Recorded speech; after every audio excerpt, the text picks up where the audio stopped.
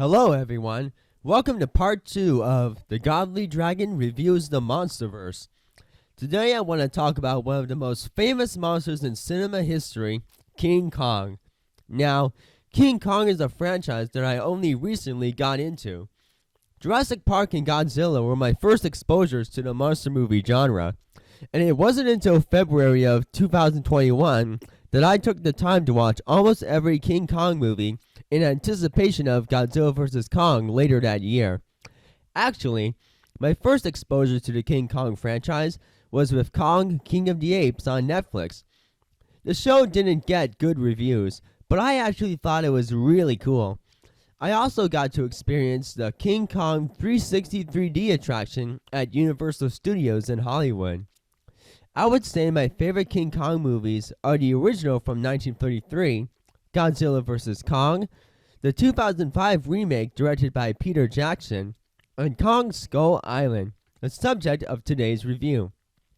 There was also a crossover back in 1963 called King Kong vs. Godzilla, where the two most famous monsters would cross paths and fight for the first time. It was a joint production between Universal Pictures and Toho. There were also a couple other King Kong cartoons, one of them being Kong, the animated series, which was an exciting cartoon about a boy with a cyberlink to a clone of the original King Kong that fell off the Empire State Building, where they try to stop a professor from getting primal stones to take over the world. It was made to compete with Godzilla the series from the late 90s.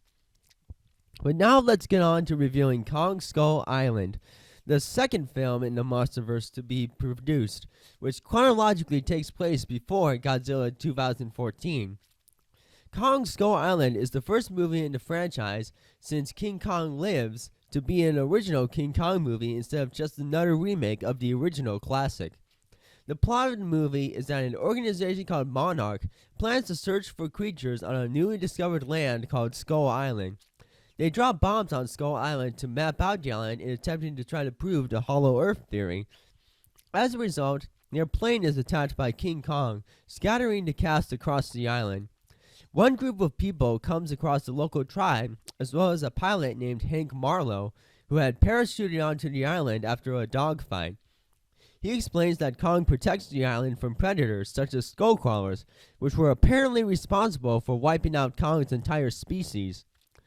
This results in the main conflict of the film, with one group of people wanting to kill Kong, and the other group urging them not to kill Kong or else something even worse will happen. That's basically the plot of the movie. So, what did I think of this movie? Well, I thought it was pretty decent and very exciting. I saw this movie at the cheap theater, and it was my first King Kong movie, so I thought it was really cool. I honestly enjoyed this movie more than the Godzilla movie from 2014, despite liking Godzilla as a franchise more than King Kong. It follows the traditional King Kong formula of explorers on an uncharted island, coming across the island's strange creatures and natives, and coming across King Kong. I really enjoyed the Monsterverse's take on the formula. My only real complaint is that I'm not the biggest fan of the skullcrawlers. I don't know, they just seem ugly looking to me. I don't dig the design. I would have liked the movie better if the film had some really cool dinosaurs like the original King Kong and the 2005 remake did.